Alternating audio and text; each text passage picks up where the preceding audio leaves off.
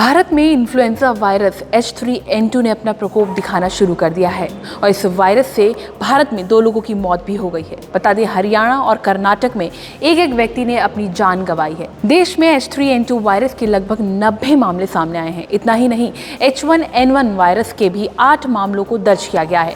पिछले कुछ महीनों में देश में फ्लू के मामले बढ़ रहे हैं। अधिकांश संक्रमण H3N2 वायरस के कारण ही रहा है, जिसे हांगकांग फ्लू के नाम से भी जाना जाता है। बता दें, ये वायरस देश में अन्य इन्फ्लुएंजा सब वेरिएंट की तुलना में सबसे ज्यादा शक्तिशाली माना जा रहा है।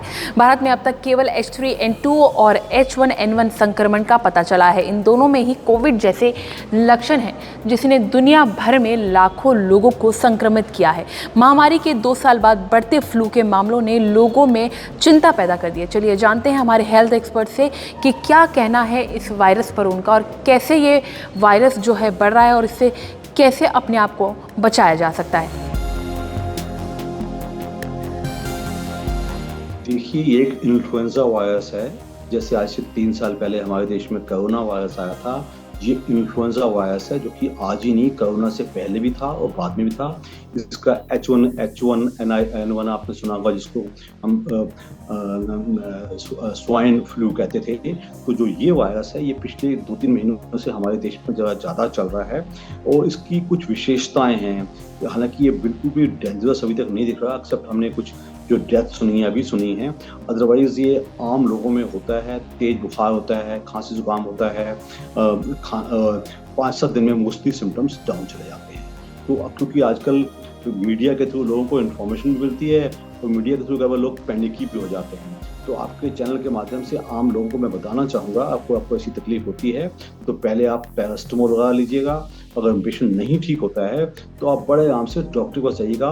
वो अनडिजायरेबली अपने आप से एंटीबायोटिक ना खाइए। जैसा कि मैं पहले ही बता चुका हूँ, तेज बुखार जो 103-4 तक जा सकता है, सिर में बहुत दर्द होगा, बदन बहुत टूटेगा, जुकाम लग सकता है, गले में दर्द हो सकता है, गंदी सांस वाली खांसी हो सकती है और ये सिम्टम्स एकदम अब्रप्टली होते हैं और पेशेंट एकदम पड़ जाता है। उसको हाइड्रेशन पे ध्यान दिया जाए।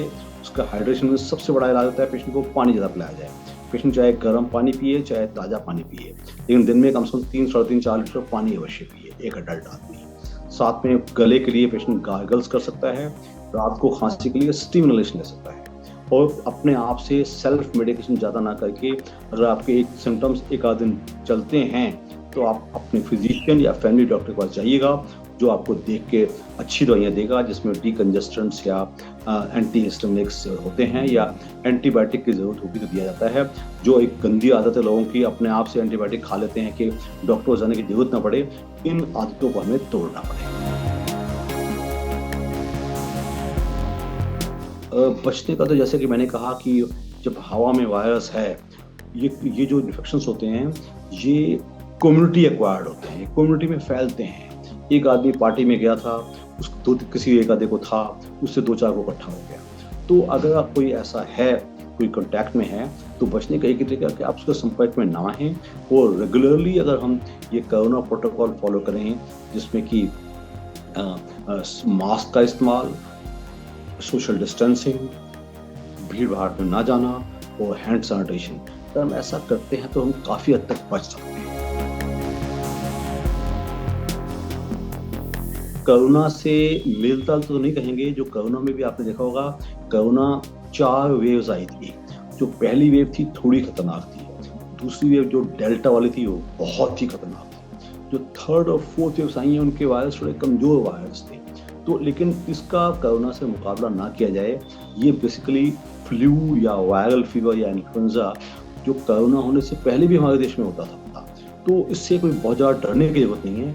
लेकिन मैं आपके माध्यम से लोगों को बताना पसंद करूँगा, लेकिन जो छोटे बच्चे हैं, जो अंडर 5 वाले हैं, या जो 60-65 प्लस वाले हैं, या जिनको कोई कॉन्कोमिटेंट डिसीज है, कोमॉर्बिडिटी है, अनकंट्रोल्ड शुगर चल रहा है, कोई लंग डिसीज है, कोई लिवर डिसीज है, कोई हार्ट डिसीज है, उन लोगों को हमें ध्यान ज़्यादा रखना पड़ता है। अगर उनको ऐसा इन्फेक्शन होता है तो उनका शरीर डगमगा जाता है। कोई बूढ़ा आदमी है 70 साल का, उसको पहले से COPD है, सांस की तकलीफ पहले ही चल रही है, उसको ये अटैक हो जाएगा तो वो हाथों हाथ बिगड़ेगा। तो उसके लिए हमें ट्रीटमेंट, इंटेंसिव ट्रीटमेंट, जिसमें कि चाहे वो ऑक्सीजन का देना है, चाहे कोई हैवी एंटीबायोटिक्स देने का है, नेबुलाइजेशन देने का है, वो ज़रा जल्द मिलना चाहिए, नहीं तो पेशेंट का नुकसान होने का डर रहता है। हेल्थ से जुड़ी इस तरह की और भी वीडियोस के लिए लॉग इन करें thehealthsite.com पर।